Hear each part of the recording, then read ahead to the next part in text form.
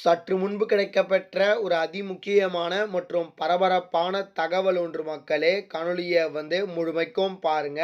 இப்போ வருகின்ற 2026 தேர்தலில் விஜய் போட்டியிடும் சின்னம் அறிவிப்பு, தேர்தல் ஆணையத்தின் திடீர் அதிரடியான முடிவு, இதை பற்றி தான் இந்த காணொலியில் பார்க்க போகிறோம். எந்த சின்னம் விஜய் அவர்களுக்கு வழங்கப்பட்டிருக்கிறது, அந்த சின்னம் என்ன அப்படின்றத பார்க்கறதுக்கு முன்னாடி நம்ம சேனலுக்கு நீங்கள் இப்போ தான் ஃபஸ்ட் டைம் வந்திருக்கீங்கன்னா மறக்காமல் நம்ம சேனலை சப்ஸ்கிரைப் பண்ணிட்டு பக்கத்தில் இருக்கக்கூடிய பெல் பட்டனை ஆலில் செட் பண்ணி வச்சுக்கோங்க. அப்போ தான் நம்ம போடுற ஒவ்வொரு அப்டேட்டும் பார்த்தீங்கன்னா உங்களுக்கு நோட்டிஃபிகேஷனில் வரும்.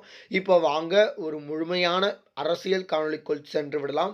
அதாவது 2026 தேர்தல் வருவதற்கு சில நாட்களே இருக்கக்கூடிய இந்த ஒரு சூழ்நிலையில் பார்த்தீங்கன்னா பல்வேறு மாற்றங்கள் அந்த தேர்தல் களத்தில் ஏற்பட்டு கொண்டிருக்கிறது.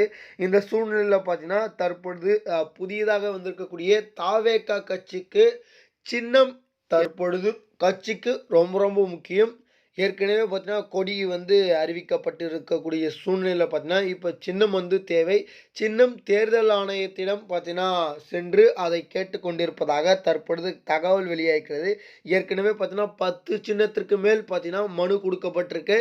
அந்த 10 சின்னத்தில் கிட்டத்தட்ட யானை சின்னம் கேட்டிருப்பதாக தற்பொழுது தகவல் வெளியாகிறது.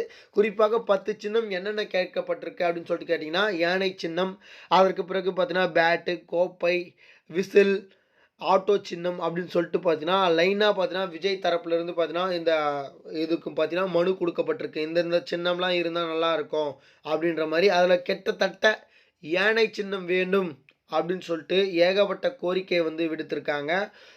குறிப்பாக பார்த்தீங்கன்னா ஏன் அப்படின்னு சொல்லிட்டு பார்த்தீங்கன்னா ஏற்கனவே பார்த்தீங்கன்னா விஜய் அவர்களுடைய கொடியிலையும் சரி யானை சின்னம் பார்த்தீங்கன்னா இருக்கிற மாதிரி இருக்கும். அதனால் பார்த்தீங்கன்னா இந்த சின்னத்துலேயும் பார்த்தீங்கன்னா இது யானை சின்னம் இருந்தால் நல்லாயிருக்கும் அப்படின்ற மாதிரி பார்த்தீங்கன்னா தாவேகா தரப்புலேருந்து பார்த்தீங்கன்னா சொல்லப்பட்டிருக்கு. குறிப்பாக தாவேகாவுக்கு பார்த்தீங்கன்னா யானை என்பது ஒரு மிகப்பெரிய ஒரு பலமாக இருக்கும் அப்படின்னு சொல்லிட்டு பார்க்கப்படுகிறது. அப்படி இல்லை என்றால் ஆட்டோ சின்னம், இல்லை என்றால் விசில், இல்லை என்றால் பார்த்தீங்கன்னா கோப்பை, இதில் எது கொடுத்தாலும் ஓகே அப்படின்ற மாதிரி சொல்கிறாங்களாம். அது விஜய் அவர்கள் வருகின்ற தேர்தலில் வழங்கப்படக்கூடிய சின்னம் என்னவாக இருக்குது அப்படின்னு சொல்லி பொறுத்திருந்து பார்ப்போம். ஆனால் கிட்டத்தட்ட யானை சின்னம் கிடைப்பதற்கான வாய்ப்பு அதிகமாக இருக்குது அப்படின்ற மாதிரியான தகவல் கிடைக்கப்பெற்றிருக்கு. இது தொடர்பாக இன்னும் நாம் நிறைய காணொலியில் பார்ப்போம். இந்த தேர்தலில் வருகின்ற தேர்தலில் விஜய் அவர்கள் யானை சின்னத்தில் போட்டியிடுவதற்கான நிறைய வாய்ப்பு இருக்குது. இது போல் சுவாரஸ்யமான அரசியல் உண்மை நிலவரங்களை நீங்கள் உடனுக்குடனே தெரிஞ்சுக்கணும்னு நினச்சிங்கன்னா நம்ம சேனலை மறக்காமல் சப்ஸ்கிரைப் பண்ணிட்டு பக்கத்தில் இருக்கக்கூடிய பெல் பட்டனை ஆலில் செட் பண்ணி வச்சுக்கோங்க. அப்போ தான் நம்ம போடுற ஒவ்வொரு அப்டேட்டும் பார்த்தீங்கன்னா உங்களுக்கு நோட்டிஃபிகேஷனில் வரும். நன்றி மக்களே, அடுத்த வீடியோவில் சந்திப்போம்.